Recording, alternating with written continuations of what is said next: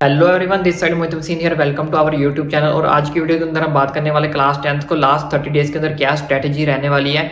मुझे पता है बहुत सारे बच्चों ने बहुत सारी वीडियोस देखी होंगी, कुछ बच्चे उस वीडियो के अकॉर्डिंग उस प्लान को एग्जीक्यूट भी कर रहे होंगे। मे बी ये वीडियो हमारी लास्ट वीडियो होगी स्ट्रैटेजी को लेकर, क्योंकि ये लास्ट 30 डेज ही हमारे लिए बहुत ज़्यादा इंपॉर्टेंट होने वाली है। तो इस स्ट्रैटेजी को मैंने इसी हिसाब से बनाया कि हम इन 30 डेज को अच्छे से जो है वो यूटिलाइज कर सके। बहुत सारे यूट्यूबर्स की अपनी वीडियो भी देखी होगी, कोई बोल रहा है कि इस प्लान को फॉलो करो, वही इस प्लान को फॉलो करो। लेकिन इस वीडियो के अंदर हम सीधा मुद्दे की बात करेंगे, क्योंकि काम बहुत ज़्यादा है लेकिन समय हमारे पास बहुत ज़्यादा कम है।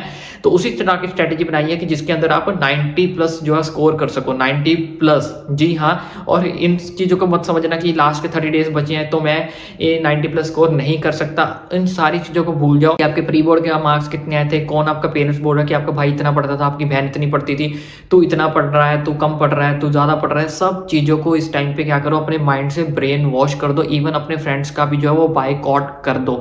अब मैं सबको क्यों बोल रहा हूँ कि लास्ट के अंदर जब आपका रिजल्ट आएगा तब आपको कोई नहीं पूछेगा कि आपके फ्रेंड के कितने मार्क्स आए, आपने पूरे साल पढ़ाई की थी या नहीं की थी, आपने अब जो अपने 11 महीने आपके जो निकल चुके हैं उसमें आपने क्या किया, कितने आपके मार्क्स टेस्ट में आ रहे थे, कितने प्री बोर्ड आपका सिलेबस कंप्लीट हुआ या नहीं हुआ।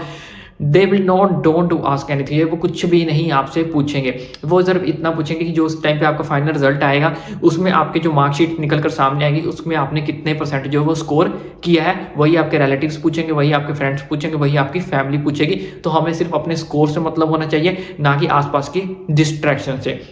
ये बात मैंने आपको इसलिए बोली है क्योंकि बहुत सारे बच्चे क्या करते हैं कि स्ट्रेस में चले जाते हैं। उनके पेरेंट्स उनको बोलते हैं कि भाई तेरी बहन के 90% आए थे, तुझे भी 90% स्कोर करना है, तो आप उससे भी ज़्यादा स्कोर कर सकते हो। तो बहुत सारे बच्चे स्ट्रेस में चले जाते हो, एक एक दो दिन इसी बात को सोचते रह जाते हैं, यार मैं 90% कैसे स्कोर करूंगा, कि मैं 90% तक पहुंच सकता हूं या नहीं पहुंच सकता है। भाई आप 90 के 95 99 तक भी पहुंच सकते हो। आपको सिर्फ अपने माइंड में इतना बोलना है कि यस आई विल डू, कि मैं हाँ कर सकता हूं और मैं करूंगा ही।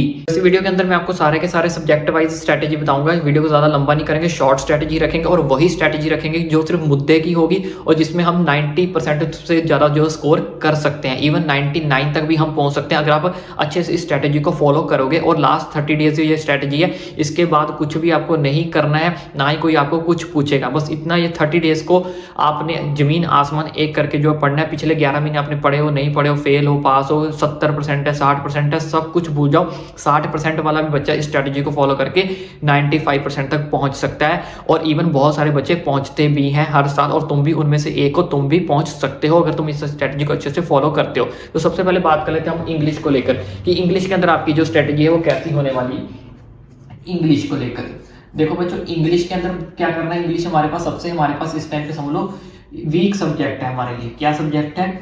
वीक सब्जेक्ट है। बहुत सारे बच्चों के सर वीक कैसे हो गया। देखो बच्चों, इंग्लिश आपकी आराम से कंप्लीट हो जाएगी। इंग्लिश के अंदर आपको किसी भी तरह से चिंता परेशान होने की जरूरत नहीं है। तो इंग्लिश को आपने क्या करना है, लास्ट 7 डेज के अंदर आपको कंप्लीट करना है। लास्ट 7 डेज के अंदर आपको कंप्लीट करना है। इंग्लिश में सिर्फ आपको दो ही चीजें परेशान करती हैं। एक आपको परेशान करेगा फॉर्मेट, और दूसरी चीज आपको परेशान करेगी आपकी जो ग्रामर मिस्टेक्स होती हैं या फिर हम कह लें सिली मिस्टेक्स।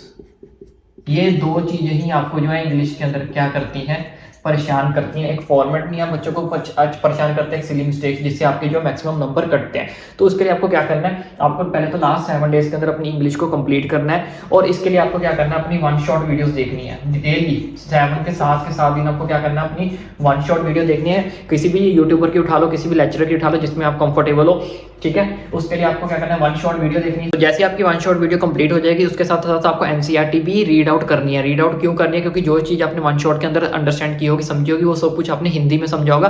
तो आपको एक बार इंग्लिश में भी उस चीज को क्या कर लेना है, गो थ्रू कर लेना है, ताकि आपको अच्छे से समझ लग जाए कि ये जो लाइन्स थी ये कौन कौन से चैप्टर में से हमने उठाई थी, पिक की थी, ताकि आपको जो पेपर में लिखने में आसानी हो। बाकी आपको फॉर्मेट अच्छे से कंप्लीट कर लेना, सिली मिस्टेक्स कर लेनी है। और लास्ट के डेज में, इन 7 डेज के अंदर साथ साथ आपको क्या करना है, जितना भी सिलेबस आपका कंप्लीट होता जा रहा है, लास्ट में आपको क्या करना है, अपने 2 से 3 सैंपल पेपर जरूर सॉल्व करना। 2 से 3 सैंपल पेपर आपको क्या करना है, सॉल्व करना है, ताकि आपको पता लग जाए इनकी इंग्लिश का पेपर जो है वो आपका कैसे आता है, कैसा उसका जो है फॉर्मेट रहने वाला। तो ये दो चीजें भी इसके साथ आपकी क्लियर हो जाएगी सैंपल पेपर के अंदर, कि आपको सिली मिस्टेक्स भी पता लग जाएगा। आपका 1 शॉट वीडियो से आपके सारे चीजें लेक्चर्स आपके जो कंप्लीट हो जाएंगे।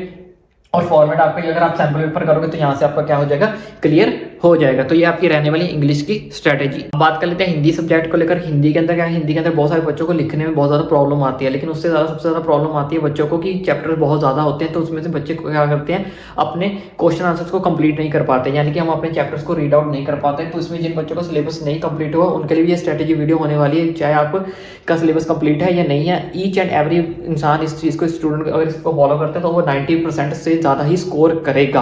तो बात कर लेते हैं। तो सबसे पहले आपको क्या करना है, वन शॉट वीडियो, चाहे आपका सिलेबस कंप्लीट है या नहीं है, हर बच्चे को वन शॉट वीडियो देखनी ही देखनी है, चाहे कुछ भी हो जाए, ठीक है। अगर आप खुद हिंदी रीड कर सकते हो, आपकी हिंदी की जो रीडिंग स्किल्स है वो काफ़ी ज़्यादा अच्छी है, तो आप वन शॉट वीडियो की अच्छा जगह खुद भी अपने चैप्टर्स को रीड आउट कर सकते हो। तो मैं लेकिन आपको यही सजेस्ट करूँगा कि आप वन शॉट वीडियो ही देखें, इससे आपको थोड़ा सा टाइम बचेगा, क्योंकि हमारे पास सिर्फ लिमिटेड डेज ही अभी बचे हुए हैं। लास्ट 5 ईयर के PYQ करने हैं। अब जब आप वन शॉट वीडियो देख लोगे, वन शॉट वीडियो देखने के बाद अब आपने क्या करना है, क्वेश्चन आंसर लर्न नहीं करने, सिर्फ सिंपल से आपको क्या करना है, पिछले 5 साल के पेपर उठाओ, PYQ उसके क्वेश्चन आंसर सारे के सारे कर लो एज इट इज। 5 साल के क्वेश्चन पेपर के अंदर में से आपको क्वेश्चन जो वो फाइनल इस बोर्ड के अंदर भी आपको एग्जाम के अंदर देखने को मिल जाएंगे एग्जैक्ट, ठीक है। तो 5 साल के पिछले आपने क्वेश्चन आंसर अपने करके चले जाने हैं। उसके बाद आपको क्या करना है, फॉर्मेट करना है। फॉर्मेट के लिए आपको सिर्फ अपने 2 दिन लगाने हैं। 2 दिन के अंदर आपको क्या करना है, डेली आपको 1-1 घंटा ही देना है। 1-1 घंटा भी दोगे तो आराम से 2 घंटे के अंदर आपका फॉर्मेट अच्छे से A to Z आपका कंप्लीट हो जाएगा। एंड द नेक्स्ट ग्रामर के लिए भी आपको सिर्फ 3 दिन देना है। 3 दिन में आपकी ग्रामर आराम से कंप्लीट हो जाएगी, ठीक है। मिनिमम आपको क्या करना है, यहाँ पे 1 आवर देना है। मैक्सिमम आप यहाँ पे इसको ग्रामर के लिए क्या कर सकते हो, 2 आवर दे सकते हो। अगर आपकी ग्रामर बहुत ज्यादा वीक है, ये 2 आवर उन बच्चों के लिए जिनकी थोड़ी सी हिंदी वीक है। अगर आपकी हिंदी बहुत ज्यादा अच्छी है तो 3 घंटे में, अगर आप अच्छे कॉन्सेंट्रेट के साथ पढ़ते हो तो 3 से 4 घंटे के अंदर अंदर आपकी ग्रामर जो है आराम से कंप्लीट हो जाएगी। उसके बाद जब आपका ये सारा का सारा क्वेश्चन कंप्लीट हो जाएगा तो 3 सैंपल पेपर इसके भी आपको क्या करने हैं, सॉल्व करके जो है वो देखने, ताकि आपकी जो ग्रामर मिस्टेक्स है, हिंदी की मात्राएं जो भी होती हैं, वो सारी की सारी अभी की अभी आपकी जो है वो क्लियर हो जाए। 2 भी कर लोगे तो चलेगा, लेकिन अगर 3 कर सकते हो तो वेल एंड गुड है। स्ट्रेटेजी के साथ साथ एक चीज और ध्यान में रखना कि आप जो 95% स्कोर कैसे कर सकते हो, date is your paper presentation. चाहे बेशक आपको पेपर बहुत ज्यादा अच्छे से आता है, ईच एंड एवरीथिंग आती है, लेकिन अगर आपने पेपर की प्रेजेंटेशन बिल्कुल ही गलत कर दी तो आप कभी भी 95% तक नहीं पहुंच सकते। उसकी वीडियो भी आपको जल्दी आपका भाई प्रोवाइड करेगा। लेकिन अभी हमारे लिए सबसे ज्यादा इंपॉर्टेंट क्या है, जो अपने सिलेबस को कंप्लीट करना और यूटिलाइज करना, और सबसे ज्यादा जोर अपने किस पे देना, अपनी रिवीजन पे। ये सारी मैं आपको रिवीजन की स्ट्रेटेजी बता रहा हूँ कि कैसे कैसे अपने शेड्यूल को आपने क्या करना है, अब चेंज करना है और इस चीज के अकॉर्डिंग ही आपको अपना वर्क करना है। तो सबसे पहले हम बात कर लेते हैं मैथ्स को लेकर। मैथ्स के अंदर आपको क्या करना है, सबसे फर्स्ट डे आपको ओनली अपने फॉर्मूलाज को देना है। पहले दिन से आपको सिर्फ अपना फॉर्मूला लेने। बेशक आपको नेट से बहुत सारे आजकल तो PDF बनी बनाई मिल जाती है, बहुत सारे यूट्यूबर्स भी आपको प्रोवाइड कर देते हैं, या फिर आपके जहाँ पे आपने ट्यूशंस रखी हुई हैं वहाँ से भी आपको प्रोवाइड कर दिए गए होंगे। अगर आपको नहीं प्रोवाइड किए कोई बात नहीं, मैंने आपको सिर्फ 1 दिन का टाइम दिया गया है। जितने भी पूरी बुक्स के अंदर फॉर्मूले सारे के सारे आपको क्या करना है, A4 शीट के अंदर 3 शीट बनती है, 2 शीट बनती है, सारे के सारे एक जगह आपने क्या कर लेना है, कॉपी पेस्ट कर लेने हैं। जीरोक्स करते सकते हो तो बहुत ज़्यादा अच्छी बात है, खुद लिखनी है तो खुद लिख लो, जैसे मर्जी कर लो। 1 दिन आपके पास है, सारे के सारे फॉर्मूले एक साथ कंबाइंड होने चाहिए आपके पास। उसके बाद आपको क्या करना है, मार्क द इंपॉर्टेंट क्वेश्चन। अब ये मार्क कैसे करने हैं आपने इंपॉर्टेंट क्वेश्चन, जिस भी यूट्यूबर से आप पढ़ रहे हो या फिर अपने ट्यूशन टीचर से पढ़ रहे हो, या पे आप कहीं ट्यूशन पढ़ने जाओ, कहीं पे से भी आपके जा रहे हो क्लास टीचर से, वहां से उनको बोलो कि मुझे इंपॉर्टेंट क्वेश्चन जो है वो मार्क करके दो। जितने भी वो क्वेश्चन आपको मार्क करके देंगे, आपको उनको सॉल्व करना है विद इन 7 to 8 डेज के अंदर मिनिमम 7 से 8 दिन के अंदर आपको उनको क्या करना है, सॉल्व कर देना है। उसके बाद नेक्स्ट 6 डेज आपको क्या करना है, next 6 days for NCERT example. अगर आपके पास NCERT है तो आपने NCERT के एग्जाम्पल्स करने हैं। जो कुछ बच्चे NCERT एग्जाम्पलर को ही फॉलो करते हैं, तो अगर आपके पास NCERT एग्जाम्पलर है तो उसके एग्जाम्पल्स आपको कर लेने हैं। चाहे आप NCERT के कर लो, चाहे एग्जाम्पलर के कर लो, किसी एक के करने हैं, किसी एक के जो है आपको एग्जाम्पल करने हैं। उसके लिए मैंने आपको 6 दिन का टाइम जो है वो दिया गया है। उसके बाद बात करें रेस्ट ऑफ द डेज, जितने भी दिन अब आपके पास बचेंगे, उसके अंदर आपको क्या करना है, सॉल्व द PYQs, ठीक है। अब आपको क्या करना है, जितने भी PYQ बचे हैं, चाहे वो 5 साल के हो जाए, आपसे 6 साल के हो जाए, जितने भी दिन अब आपके पास बचे हैं, सारे दिन अब आपने क्या करना है, ओनली PYQ जो है वो सॉल्व करने ही करने हैं। एंड लास्ट 2 डेज, जो लास्ट के 2 दिन बचेंगे, उस दिन आपने कम से कम आपने क्या करना है, 3 अपने अनसॉल्व पेपर जो है वो क्या करने हैं, सॉल्व करके देखने। इससे आपको ये चीज क्लैरिफाई हो जाएगी कि जो आप मैथ्स का पेपर अटेम्प्ट कर रहे हो उसका सेक्शन A B C जो है वो कितने टाइम में आप जो है वो कंप्लीट कर पा रहे हो। अब बात कर लेते हैं साइंस को लेकर कि साइंस के अंदर आपकी क्या स्ट्रेटेजी रहने वाली है। सबसे पहले तो आपने क्या करना है, right all the chemical equation. जितनी भी आपके पास केमिकल इक्वेशंस दी हुई हैं, सारे के सारे चैप्टर्स की रिएक्शंस दिए हुए हैं, उनको आपने क्या करना है, फ्रंट पेज लेना है, उसके ऊपर सारा का सारा क्या कर लेना है, मार्क कर लेना, ताकि आपकी जब रिवीजन करने बैठो तो सारी की सारी इक्वेशन, सारे के सारे रिएक्शन आपको एक ही जगह पे मिल जाए। इससे आपका टाइम भी बचेगा और साथ में आप सारी की सारी रिएक्शंस को एक साथ आप कंप्लीट भी इजीली कर पाओगे। तो ये चीज आपने क्या करनी है, सबसे पहले ये आपकी स्ट्रेटेजी होनी चाहिए। दूसरी स्ट्रेटेजी क्या होनी चाहिए, write down the all the physics formula. जितने भी फिजिक्स फार्मूला है उनको आपने क्या करना है, अच्छे से एक शीट के ऊपर, वन शीट के ऊपर क्या कर लेना, मार्क कर लेना। सेम अगेन वही चीज बोलूंगा कि आपको फाइनल एग्जाम में बहुत ज्यादा हेल्प करेंगे, इसलिए आपको टाइम भी बचेगा, आपको इधर उधर ढूंढने की नीड नहीं पड़ेगी। एंड नेक्स्ट 2 डेज आपको देने हैं इसके लिए, बायो डायग्राम के लिए। एक दिन में बायो डायग्राम और दूसरे दिन भी आपको बायो डायग्राम ही अपने जो है वो कंप्लीट करने हैं। 2 दिन आपको बायो डायग्राम के लिए दिए गए हैं, आराम से आपके 2 दिन के अंदर बायो डायग्राम कंप्लीट हो जाएंगे। और लास्ट 7 ईयर के अब आपको क्या करना है, पी का प्रीवियस ईयर जो आपको सॉल्व करने हैं लास्ट 7 ईयर के। उसके साथ साथ डेली आपको 1 शॉट जो है वीडियो देखनी है हर एक लेक्चर की, यानी कि हर एक लेक्चर इन द सेंस, यानी कि केमिस्ट्री भी आपको पूरी कंप्लीट करनी है। 30 डेज हमारे पास है, तो आप आराम से जो है 1 शॉट वीडियो जो है वो देख सकते हो। डेली आपको 1 शॉट वीडियो साथ में देखनी है, वो किसी भी यूट्यूबर की देख सकते हो जिसमें आप कंफर्टेबल हो। And the last 2 days same, last 2 days 2 sample paper आपको साइंस के जो है वो सॉल्व करने हैं। 2 सैंपल पेपर आपको जो है वो सॉल्व करने हैं। और पीवाईक्यू करने से ही आप जो है साइंस के अंदर आराम से अच्छे खासे नंबर ले लोगे। लेकिन पीवाईक्यू करने के लिए भी आपको एक चीज़ का ध्यान रखना पड़ेगा। बहुत सारे बच्चे क्या करते हैं, पीवाईक्यू को कंप्लीट नहीं करते हैं। थोड़े से जो क्वेश्चन उनको इजी लगते हैं वो क्वेश्चन वो कर लेते हैं, जो क्वेश्चन उन्हें डिफिकल्ट लगते हैं उसको वो क्या कर देते हैं, स्विच कर देते हैं। तो पीवाईक्यू के अंदर आपको कोई भी एक सिंगल क्वेश्चन भी आपको स्विच नहीं करना है, चाहे फिर वो आपका एमसीक्यू ही क्यों ना हो। और जिन बच्चों को फिजिक्स थोड़ी सी डिफिकल्ट लगती है तो उनके लिए मैं छोटी सी स्ट्रेटेजी अलग से बना रहा हूँ कि जिन बच्चों को फिजिक्स डिफिकल्ट लगती है, क्योंकि बहुत सारे बच्चे ऐसे जिनको फिजिक्स डिफिकल्ट लगते हैं, उनके न्यूमेरिकल्स में प्रॉब्लम आती है, तो उनको क्या करना है, लास्ट 15 डेज के अंदर, 15 डेज के अंदर ज्यादा नहीं, डेली के 30 to 40 मिनट्स आपने निकाल के एक्स्ट्रा आपको फिजिक्स के न्यूमेरिकल जो है वो सॉल्व करने हैं। फिजिक्स न्यूमेरिकल आपको क्या करना है, सॉल्व करने हैं 30 से 40 मिनट्स, यानी कि डेली के आप 2-2 3-3 क्वेश्चंस भी कर लोगे ना तो आराम से। जब भी मैंने डेज बढ़ा दिए हैं क्योंकि यहाँ पे मैंने क्वेश्चन कम कर दिए, सिर्फ 2-2 3-3 को, कुछ बचे तो सिर्फ 3-3 क्वेश्चन, जी हाँ 3-3 क्वेश्चन भी करोगे तो आराम से आपका बेड़ा पार जो है वो इजीली हो जाएगा। क्योंकि मैंने दिन बढ़ा दिया, अगर आप दिन आपके पास अगर शॉर्ट करना है तो दिन शॉर्ट करो, तो यहाँ पे आपको फिर 1-1 घंटा पढ़ना पड़ेगा जो थोड़ा सा मुश्किल हो जाएगा। इसलिए बेटर है कि ये स्ट्रेटेजी ना अपनाओ।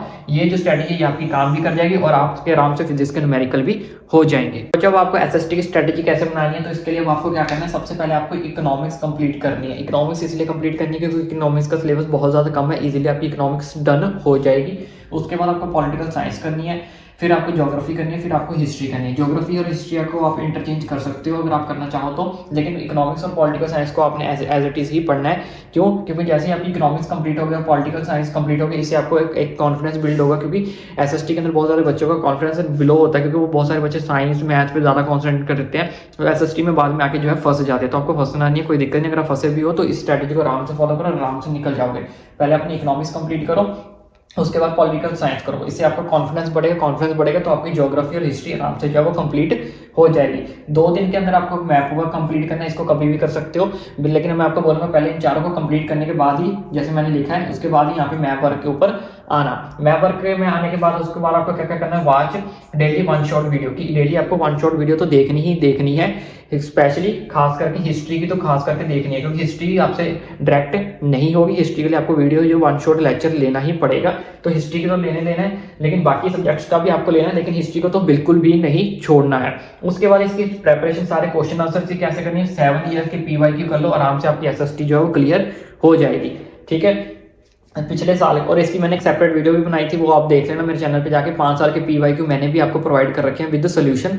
ठीक है, वो उसके डिस्क्रिप्शन बॉक्स में आपको लिंक मिल जाएगा, उस वीडियो एसएसटी वाली वीडियो देख लेना मेरी। उसके बाद सॉल्व 2 पेपर्स लास्ट के दिन में, वही लास्ट 2 डेज के अंदर आपको अपने 2 अनसॉल्व जो पेपर जो वो सॉल्व करके देख लेने, ताकि आपको पता लग जाए कि मेरे एसएसटी का पेपर 3 घंटे के अंदर कंप्लीट हो पा रहा है और कोई मुझे इशू जो वगैरह क्रिएट तो नहीं हो रहा। एंड डोंट वरी, किसी भी टाइप का आपको इशू क्रिएट नहीं होगा अगर आप इस टाइप की स्ट्रैटेजी को डेली फॉलो करते हैं। जो चीज मैंने आपको बताई गई है वो सारी की सारी चीज़ों को अगर आप अच्छे से फॉलो करोगे तो आई होप आपको ये वीडियो अच्छी लगी। तो वीडियो अच्छी लगी तो चैनल को सब्सक्राइब करना ना भूले। आने वाले बोर्ड की सारी अपडेट्स, 10th के बाद कौन सी आपको स्ट्रीम लेनी है, कौन सा आपका बेनिफिट होने वाला है, कौन से कॉलेज अच्छे होने वाले हैं, वो साथ में आपको पेपर कैसे अटेम्प्ट होना है, कॉपी चेकिंग कैसे होती है, किन किन बातों का ध्यान रखना है।